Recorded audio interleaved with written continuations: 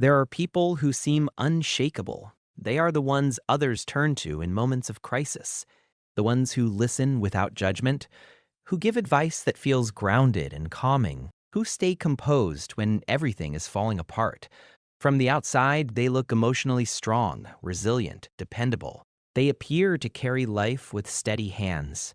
And yet, behind closed doors, when no one is watching, they often feel exhausted, overwhelmed, and quietly broken in ways few people ever see. This is the psychology of people who are strong for everyone except themselves.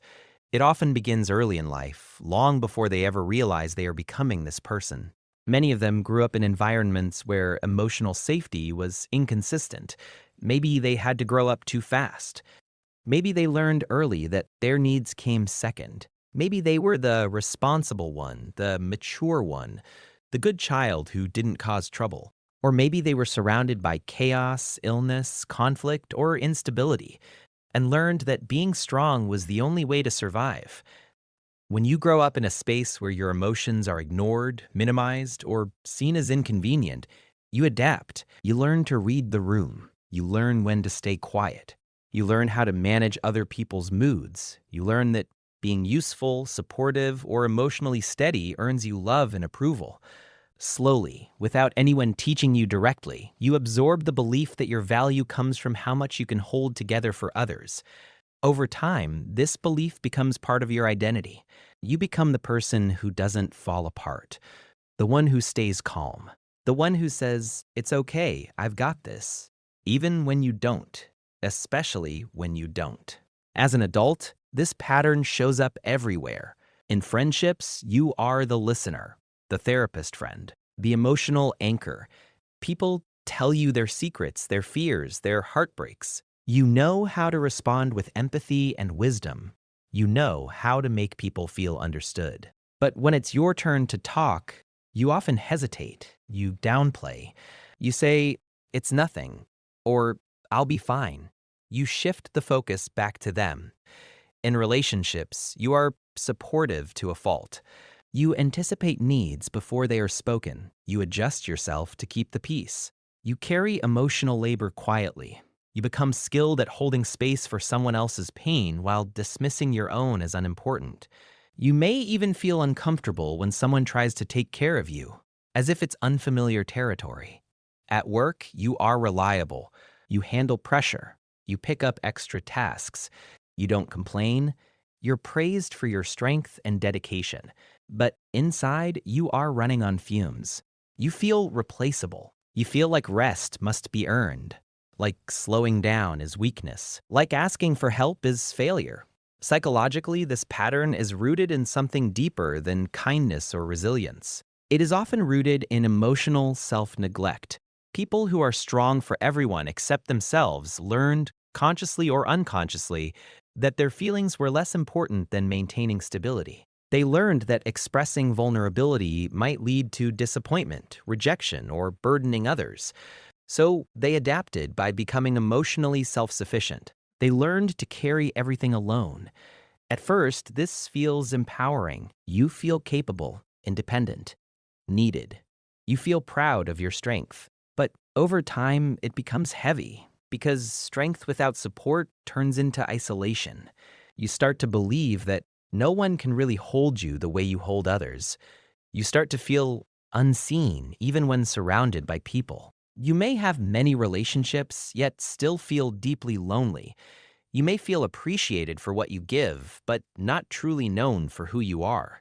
There is also often a deep fear beneath this pattern, the fear of being a burden. You worry that if you show your pain, people will feel overwhelmed, that they will pull away, that they will see you as weak, that you will lose your role as the strong one, so you keep your struggles private.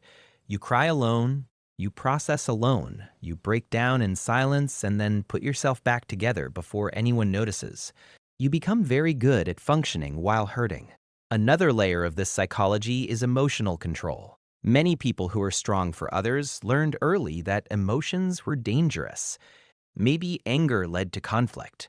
Maybe sadness led to neglect. Maybe vulnerability led to ridicule. So they learn to regulate not by expressing, but by suppressing. They learned to manage feelings internally, without external support. This creates adults who appear calm but are constantly monitoring themselves inside, who feel deeply but rarely show it, who are empathetic toward others but harsh toward themselves. Self-compassion is often missing. They forgive everyone else. They make excuses for others' mistakes. They understand everyone's struggles, but when it comes to themselves, they are unforgiving. They criticize their weakness. They shame their exhaustion. They tell themselves to be stronger, do better, stop being dramatic.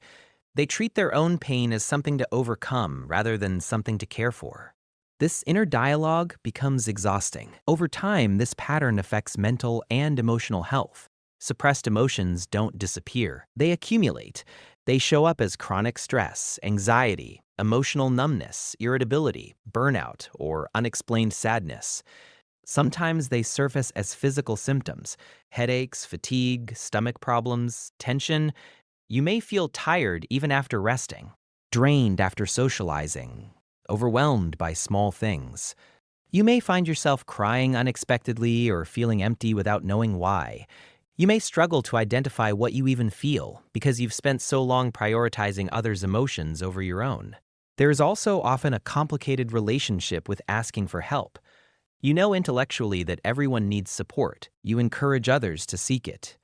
But when it's your turn, you hesitate. You feel guilty. You think others have it worse. You minimize your struggles. You wait until things are unbearable before reaching out. And even then, you may apologize for needing support. Needing help feels like failure, even though you would never see it that way in anyone else. This pattern also affects boundaries. People who are strong for everyone often struggle to say no. They overextend. They sacrifice their time, energy, and emotional space. They take responsibility for things that aren't theirs. They absorb other people's stress. They feel responsible for everyone's well-being. And when they finally feel overwhelmed, they blame themselves. What's wrong with me? I should be able to handle this. But nothing is wrong with you. You were never meant to carry everything alone. This pattern exists because it once protected you. Being strong was your survival strategy. It helped you feel safe. It helped you feel valuable. It helped you navigate difficult environments. It worked, but what protects you in childhood can imprison you in adulthood. The healing process begins with awareness, with gently recognizing that your strength has come at a cost.